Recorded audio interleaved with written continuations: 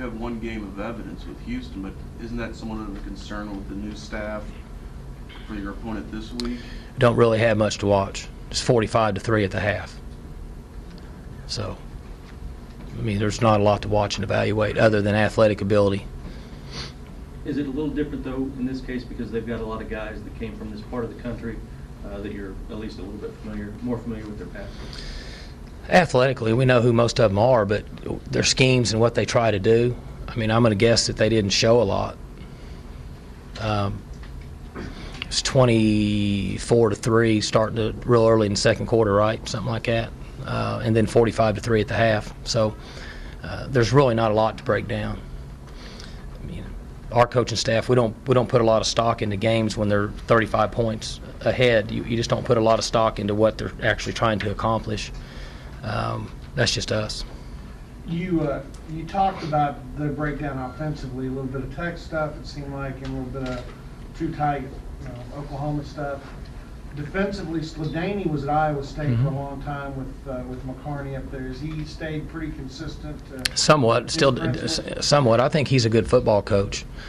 And there's some similarities to what he's done in the past, but he's been around long enough to know that my guess would be that he's going to adjust his scheme to what he thinks his best personnel is. But some of what he's doing is similar. And again, I'm going off of a quarter and a half of tape. He may have a little more speed to work with than he had at Iowa State. They can run. They're fast. There's no question about it. Mike, any thoughts 48 hours later about the clock changes and how they impact the game one game in? Well, the game's going to happen fast. We played 2 hours and 50 minutes. It was actual game time, elapsed game time. Is that all right? That's a pretty fast game for teams that throw. Well, we attempted 27 throws. How many did they attempt? Anybody know? 25. So you got over 50 passes, and the game went off in 2 hours and 50 minutes. So I don't think there's any question the games are going to play faster. Do you feel like that having a lead in the fourth quarter is an even bigger advantage, especially in the beginning and middle of the fourth quarter, because what you can do to sort of manage the clock? First off, I'd have to say no, but I'd have to put some thought into that. But I would first say that because it's going to be even for both sides, and most teams now play with the ability to no huddle, that they can get back in the game pretty fast. So after one game, do you like the new clock rules? Or? I do. I like the clock rules because I think it creates more consistency and stability in the way the different officiating crews start the clock when the ball's set.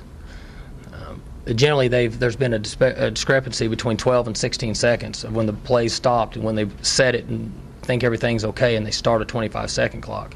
Well, 4 seconds is a lot when you run a no-huddle offense.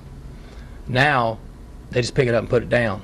So there is no discrepancy. It's the same for everybody. And I thought that, I can't comment on officials, so I'm not going to do that.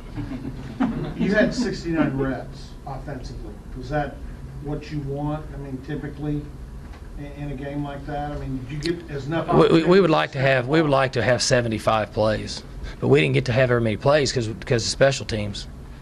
We only had the ball 7 plays in the third quarter because we ran a kickoff back, and we had a good return, and the other team had a nice quarter on offense, so we only had the ball 7 plays. Defensively, when they got down there and Rogers snuck it in for a touchdown on you, was there any product of the getting clocked there? Because you're trying to get some defenders on there.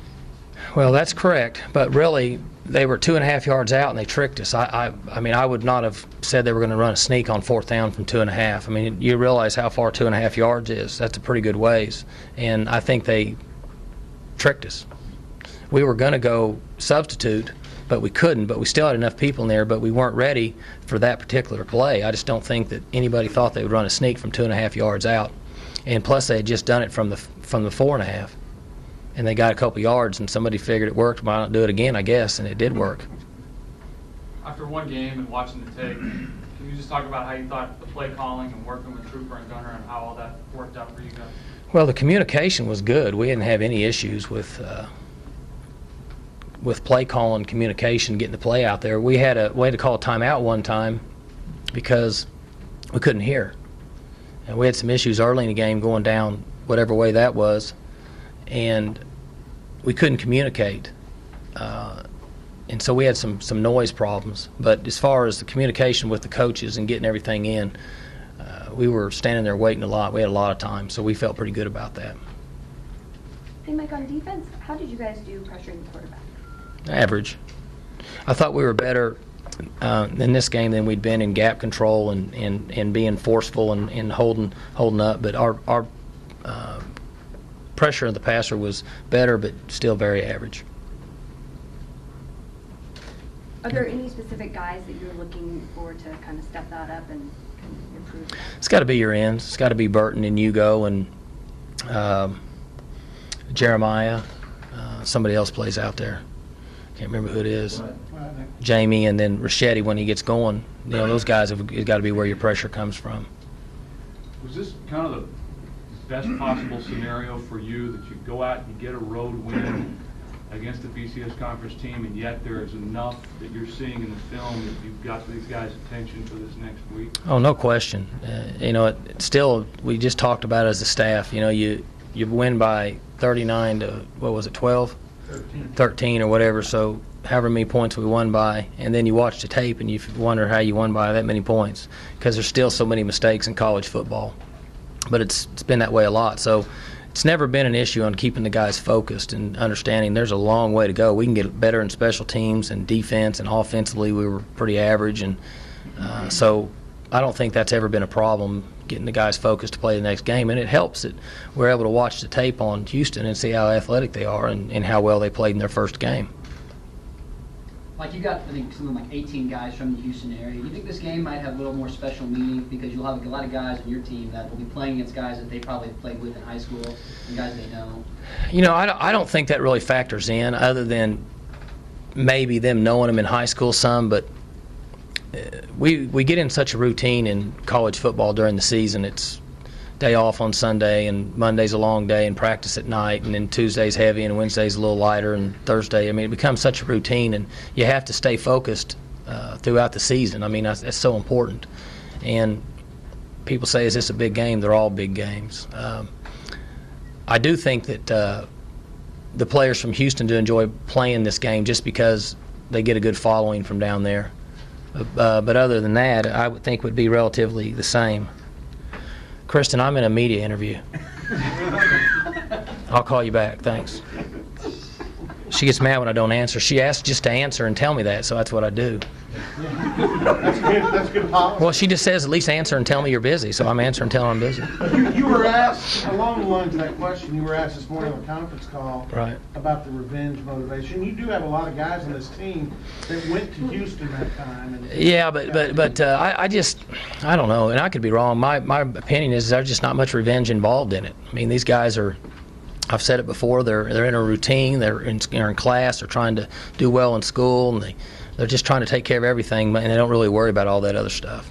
What about opening at home? And again, opening in, I know it's your stadium, but it's still going to be a little bit different feeling because there are going to be people sitting in that end zone. Well, I don't think there's any question that our players will be excited about playing at home in front of the fans. I mean, there's definite advantage. We all know that, and fans here have been terrific. And with the new stadium, there should be some added excitement. I mean, I know they'll be excited to play in front of their friends and family at home. Do you have any expectation for what the atmosphere is going to be like, just what it's going to look like, Kevin? I would think it would be good. I mean, this is a loud stadium to play in to start with. I would think now that with the enclosure and then the sound bouncing off this building and now have an opportunity to stay in with this building, that there should be some crowd noise. Should be an advantage for us. Be a lot of people wearing orange here. In film, do they do much at the line of scrimmage, checking and calling? Some. I think a lot of what they do is just based on normal concepts. I don't think that that really affects what they do much. Did you notice any difference as it was going up last year in crowd noise? Not really. The top wasn't on, so Right. I didn't really notice much. Good? All right, thanks.